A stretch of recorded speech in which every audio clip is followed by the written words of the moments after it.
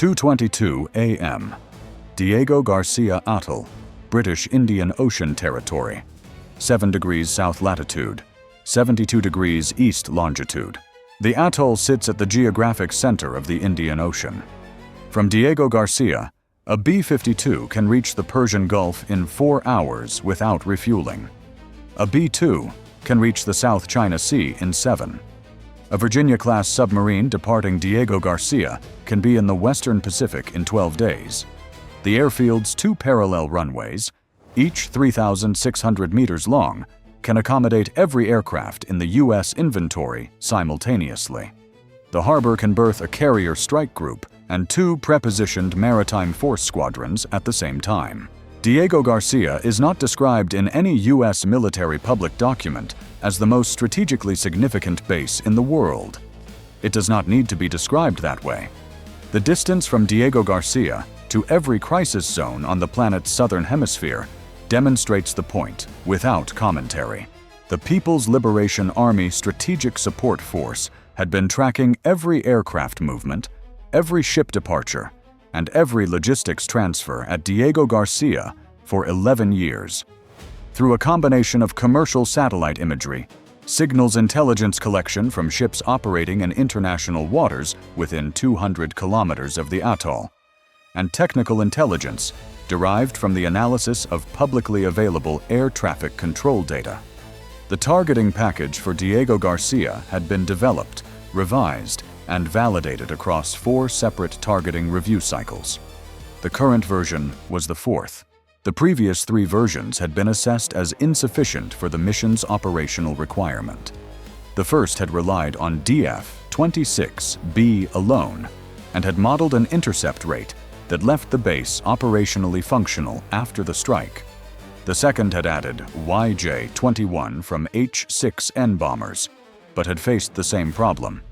Diego Garcia's distance from the Chinese mainland, 4,900 kilometers, placed it at the outer boundary of the H-6N's combat radius with a YJ-21 payload. The third version had solved the range problem by pre-positioning planned submarine assets in the Indian Ocean, but had been assessed as insufficiently synchronized in its timing. The fourth version had addressed all 3 problems. At 2:22 a.m., it activated. The first element was the DF-26B ballistic missile package from the Qinghai plateau launch positions, a launch site selection that had required 6 years of infrastructure development, but that provided 3 advantages over coastal launch positions. Greater distance from the coast reduced exposure to U.S. ISR coverage of the Fujian shore. The interior positioning provided approach geometry to Diego Garcia that degraded the target area's radar coverage by approaching from the northwest rather than from the northeast, where the atoll's sensor architecture was concentrated, and the altitude of the plateau reduced atmospheric drag on the missile's first stage, marginally extending its effective range and improving terminal accuracy at the engagement distance. 62 DF-26B missiles left their TEL positions over a 7-minute launch window beginning at 2:22 a.m.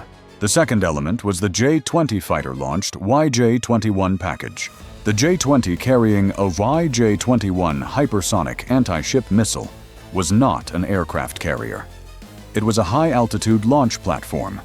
The J-20's combat radius of 1,900 kilometers, combined with the YJ-21's own range of 1,000 kilometers from an air-launched release point, produced a combined reach of 2,900 kilometers from a Chinese mainland airfield. Diego Garcia was 4,900 kilometers from the nearest Chinese mainland airfield. The solution had been pre-positioned refueling. 4 Plan H-6U aerial refueling tankers had been operating in the central Indian Ocean for 9 days, positioned at coordinates that placed them within tanking range of a J-20 formation that had departed from Lingshui Air Base on Hainan Island.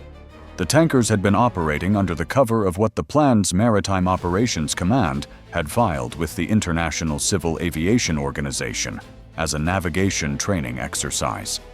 The tanker formation had conducted 2 previous deployments of identical profile, 9 days each, in the preceding 14 months.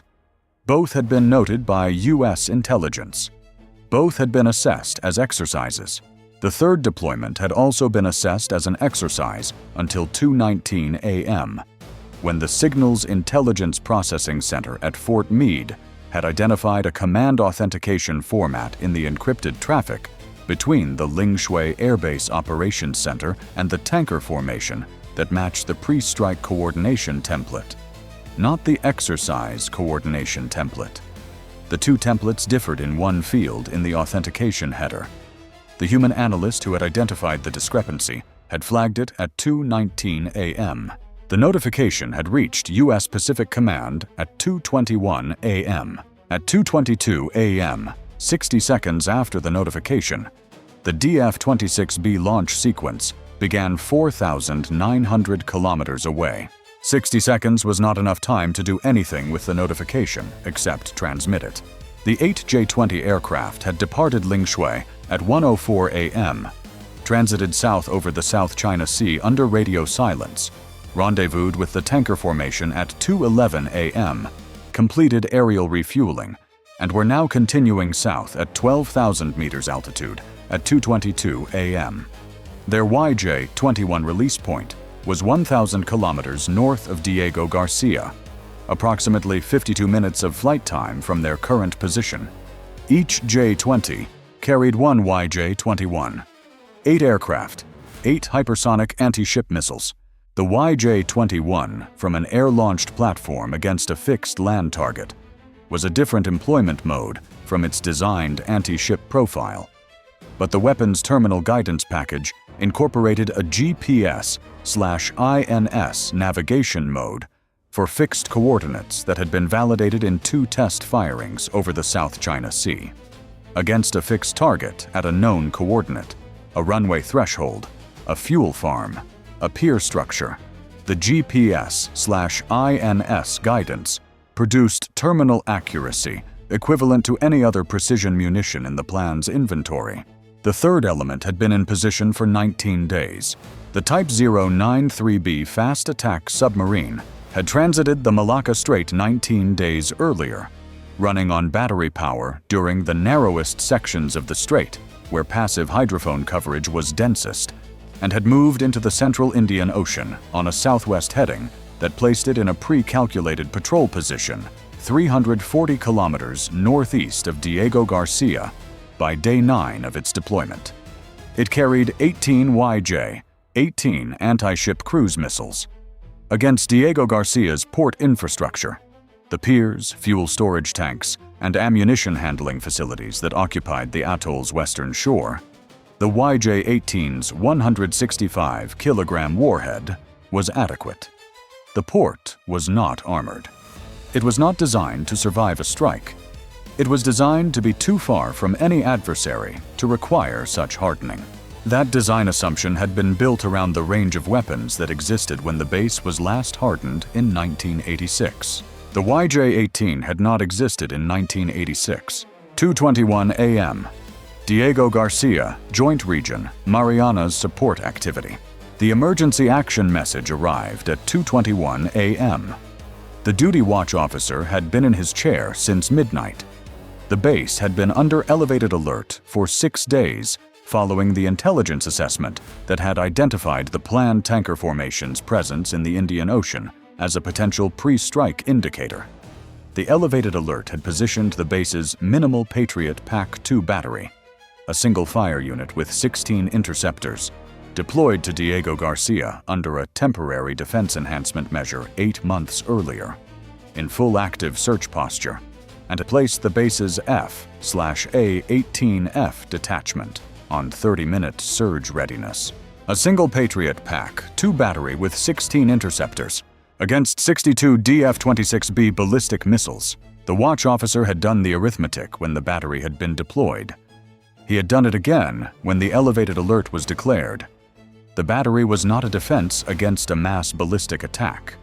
It was a capability enhancement against isolated missile threats, a single Scud-class projectile, a single cruise missile leaker. Against 62 DF-26B, it was mathematically irrelevant as an intercept system. Its operational value in the current scenario was its radar, the AN/MPQ-65 fire control radar that could provide queuing data to any other engagement system in the vicinity that had a communication link to it. There were no other engagement systems in the vicinity with a communication link to it. The watch officer transmitted the emergency action message to all base personnel. He initiated the base shelter protocol. He contacted the 2 Aegis destroyers conducting a scheduled port visit, USS Chaffee and USS Sampson, both moored at the pier complex, and relayed the incoming track data that the Patriot battery's radar had begun acquiring as the DF-26B package entered its mid-course phase. 2 Aegis destroyers, VLS magazines at 70%, following a recent replenishment. 62 DF-26B ballistic missiles inbound. The destroyers cast off their moorings at 2:31 a.m. They could not get far enough from the pier in time to be irrelevant to the port strike package. But open water gave them maneuvering room that the pier did not, and maneuvering room was a variable the Aegis system's engagement geometry incorporated. USS Chaffee's combat systems were active and generating SM-3 firing solutions at 2:33 a.m., 11 minutes after the DF-26B launch. The DF-26B's flight time from the Qinghai plateau launch position to Diego Garcia was approximately 28 minutes. 28 minutes from launch to terminal phase. 11 minutes from launch to first Aegis radar acquisition. 17 minutes of engagement window. In 17 minutes, 2 Aegis destroyers generated 34 SM-3 Block 2A firing solutions against the inbound package. The engagement geometry was not ideal. The Aegis destroyers were in the target area, not in an optimized intercept position ahead of the threat axis. SM-3 intercepts from inside the target zone, rather than ahead of it, produced a reduced engagement window per weapon and a less favorable approach angle for the kinetic hit-to-kill. Engagement probability per shot, modeled at 56%, compared to 72% from an optimized forward position. Of 62 DF-26B missiles, 19 were intercepted by SM-3. 43 continued to terminal phase. The Patriot PAC-2 battery engaged 11 of the 43 terminal phase tracks. The PAC-2, an older variant less capable than the PAC-3 MSE against maneuvering ballistic targets, achieved 6 intercepts from 11 engagements. Its 16 interceptor ready load was exhausted after the engagement. 37 DF-26B warheads impacted Diego Garcia. The impacts were distributed across the target set according to the plan's prioritization matrix. 14 impacted the runway complex, striking both runway surfaces and the parallel taxiway. 8 impacted the fuel farm on the atoll's western shore. 7 impacted the ammunition storage complex. 5 impacted the aircraft shelter area. 3 impacted the pier facility. Both runways were non-operational. The fuel farm had 4 of its 7 storage sections destroyed. The ammunition storage complex lost 2 of 6 bunkers. The aircraft shelter area had 3 shelters structurally compromised. Andersen Air Force Base in Guam was non-operational for 6 hours after the China scenario. Diego Garcia was non-operational for an estimated minimum of 14 days after this one. Not because the weapon count was larger, it was smaller, but because there was no recovery infrastructure within 1,000 kilometers. The rapid runway repair team at Diego Garcia consisted of 41 personnel and the equipment that could be stored on a 28-square-kilometer atoll. The nearest additional repair resources were at Bahrain, 3,700 kilometers away, or at Singapore, 2,600 kilometers away. Airlift of additional repair resources to a base with no operational runway required C-17 landings on a partially functional taxiway, assessed as possible, but not guaranteed at the damage levels achieved. The 8YJ-21 from the J-20 package arrived 17 minutes after the last DF-26B impact. The runway was already non-operational. The YJ-21 targeting was not the runway. The 4th version of the targeting package had separated the DF-26B target, set from the YJ-21 target set, to avoid redundant targeting and ensure that the YJ-21's precision was applied against the targets that most needed it: the radar infrastructure and the communications relay complex. Specifically, the AN/TPY-2 space surveillance radar that provided Diego Garcia's early warning coverage of the northeastern approach vector, and the satellite relay facility that connected the base's communications architecture to the Pacific Command network.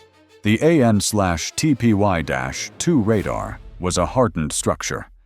It had been designed to survive a near miss. The YJ-21's terminal guidance was accurate to within 3 meters at its design range.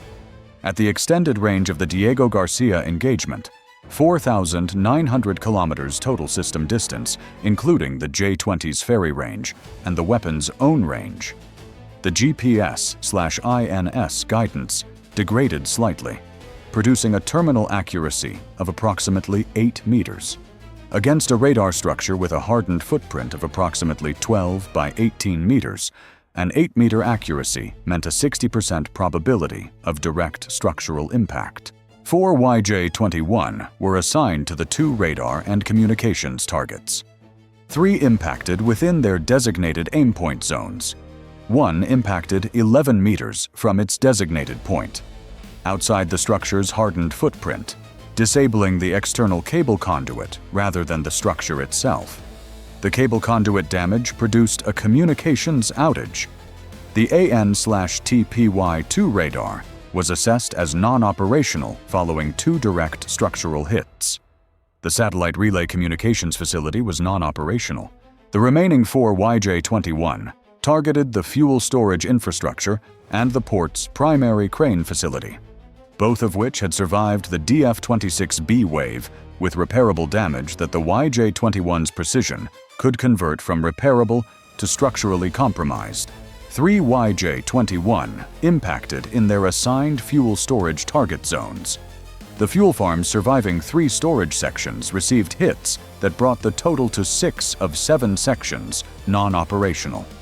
The 7th section, the smallest, located at the eastern edge of the farm, was outside the terminal guidance solutions coverage and remained intact. It held approximately 4.2 million liters of JP-8 aviation fuel.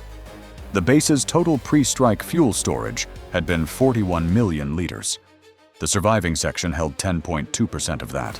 The 1 YJ-21 assigned to the crane facility impacted the crane's base structure at 2:59 a.m.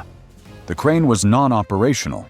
The Type 093B submarine's YJ-18 package activated at 3:04 a.m., 42 minutes after the DF-26B launch, timed to arrive after the DF-26B and YJ-21 impacts had begun, but before any recovery operations could be initiated, ensuring that recovery crews were not on the pier surfaces when the cruise missiles arrived. Of 18 YJ-18 from the submarine, USS Chaffee and USS Sampson, now operating in open water 4 kilometers from the pier, engaged the cruise missile package with SM-6 and ESSM. Between them, they generated 9 SM-6 and 6 ESSM engagements against the 18 missile package. 11 YJ-18 were intercepted. 7 continued to the pier complex. The pier complex received 7 YJ-18 impacts. 2 pier sections were structurally compromised. The fuel transfer infrastructure connecting the pier to the base's fuel system was severed at 2 points. The berthing facilities for large vessels were assessed as non-operational. USS Chaffee and USS Sampson had no pier to return to. By 3:11 a.m., the combined 3-element strike had run its course. 49 minutes from the DF-26B launch to the last YJ-18 impact. At 3:11 a.m., Diego Garcia's operational status was as follows. Both runways, non-operational, minimum 14-day restoration estimate. AN/TPY-2 radar, non-operational. Satellite relay communications, non-operational. Backup satellite link active at reduced bandwidth. Fuel farm, 10.2% capacity surviving. Ammunition storage, 2 of 6 bunkers lost, 4 operational. Pier complex, non-operational for large vessel berthing. Port crane, non-operational. The base could not generate strike sorties. It could not receive large logistics vessels. It could not provide early warning radar coverage of its northeast approach. Its communications were at reduced bandwidth through a backup link.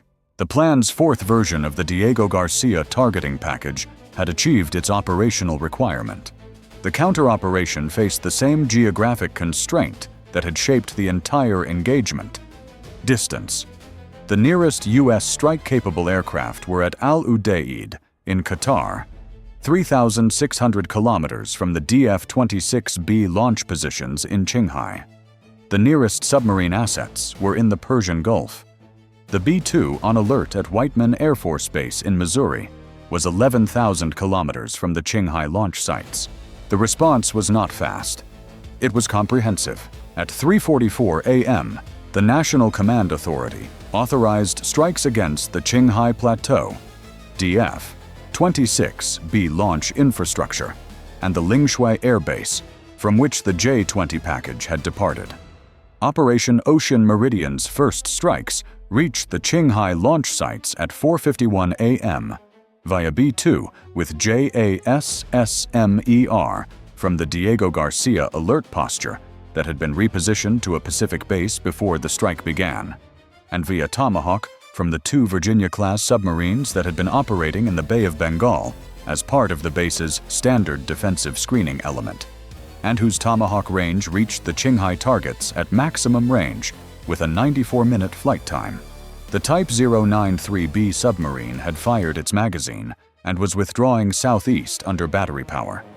It had been acquired by the P-8 Poseidon that had departed Colombo, Sri Lanka, the nearest available base, at 2:28 a.m. following the emergency action message. The P-8's transit time to the submarine's estimated position was 2 hours, 14 minutes. The submarine would be engaged at 4:42 a.m. It had already fired. The engagement timeline had not allowed an earlier interdiction. 4:17 a.m. Diego Garcia, runway repair staging area. The repair crew chief had been managing the damage assessment since 3:14 a.m., 3 minutes after the last YJ-18 impact. The runway impacts had been the first priority, not for immediate repair, because the damage scale exceeded rapid repair capability, but for assessment of whether any portion of the runway surface could be used for emergency landings of the C-17 resupply aircraft that would need to land before full runway restoration was possible. The assessment was not encouraging. The impact pattern had been designed by a targeting cell that understood runway repair doctrine.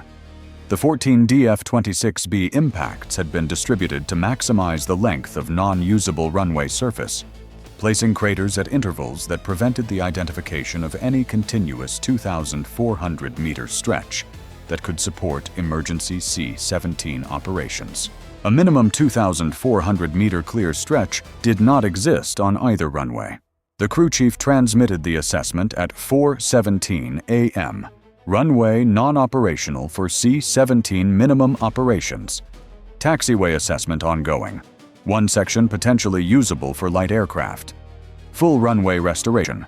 Minimum 14 days with the on-base resources. With additional resources flown in by military helicopter from USS Carl Vinson, repositioning from its Indian Ocean operating area. 10 days. USS Carl Vinson was 1,800 kilometers northeast of Diego Garcia. Time from first. DF-26B detection to last. Jutsoldier 18 impact, 49 minutes. Time from first detection to completion of initial counterstrike authorization. 82 minutes. Plan systems employed. 62 DF-26B ballistic missiles from Qinghai Plateau. 8 YJ-21 from J-20 air launch platform via Indian Ocean aerial refueling. 18 YJ-18 from Type 093B submarine. Total, 88 systems. DF-26B results, 19 intercepted by SM-3 from USS Chaffee and USS Sampson, 6 intercepted by PAC-2, 37 impacted. Intercept rate, 40.3%. IJ-21 results. No intercept capability available in threat axis. 8 of 8 reached target zones. 7 achieved impact within designated aim points. Intercept rate, 0%. IJ-18 results. 11 of 18 intercepted by SM-6 and ESSM. 7 impacted pier complex. Intercept rate, 61.1%. Diego Garcia operational status. Runways non-operational, 14 days minimum. Fuel farm, 10.2% capacity. Pier complex non-operational. AN/TPY-2 non-operational. Communications at reduced bandwidth. 2 ammunition storage bunkers lost. U.S. personnel. 11 service members killed in the ammunition storage complex from direct warhead effects during a shelter transition that had not been completed before impact. 31 injured across the atoll from blast and fragment effects. Personnel shelter protocols had been initiated, but the 49-minute engagement timeline from detection to last impact had not allowed complete base-wide shelter compliance. Counter-Operation Ocean and Meridian, B-2, and Tomahawk packages against Qinghai TEL infrastructure, authorized at 3:44 a.m. Type 093B submarine engagement via P-8, 4:42 a.m. J-20 force returned to Lingshui Air Base. B-1B JAS SMER strikes against Lingshui, authorized within the Ocean Meridian package. Total engagement cost, including counterstrike, $2.7 billion. The 40.3% DF-26B intercept rate was not a failure of the Aegis system. It was the outcome of 2 destroyers engaging from inside the target zone rather than from an optimized forward position, with a firing window of 17 minutes rather than the 26 that a forward-positioned ship would have had. The system had performed within its design parameters for its actual employment geometry. The geometry had been wrong because no Aegis ship had been positioned ahead of the threat axis. No Aegis ship had been positioned ahead of the threat axis because no one had operated an Aegis ship in the central Indian Ocean on a continuous basis for threat geometry coverage of the Diego Garcia approach. Because Diego Garcia had been assessed as beyond the range of credible ballistic missile threats. The 4th version of the targeting package had been designed around exactly that assessment. The YJ-21 intercept rate of 0 reflected the absence of any SM-3 capable asset in a position to engage an air-launched hypersonic weapon approaching from the north. 2 SM-3 capable destroyers were present. They were in the target zone, not in the intercept zone. Against an air-launched hypersonic weapon whose release point was 1,000 kilometers north and whose terminal phase lasted approximately 40 seconds, the geometry for a successful SM-3 engagement from the target area itself was not available. Diego Garcia would require 10 days of carrier helicopter-supported repair before minimum C-17 operations could begin. It would require 14 days before any aircraft heavier than a C-130 could operate from its runways. The logistical consequence of those 14 days, for every operation that depended on the base's throughput capacity during that window, was the operational outcome the plan's targeting cell had specified as the minimum acceptable result. The 4th version had achieved it. The 3 previous versions had not. The 4th version's 2 innovations, the Qinghai plateau launch positioning for optimal approach geometry, and the aerial refueling solution that extended the J-20's effective reach, had been the differences. Neither innovation had been in the targeting package when Diego Garcia was last assessed as requiring additional defensive investment in 2019. The assessment cycle was quarterly. The next assessment was scheduled for Monday,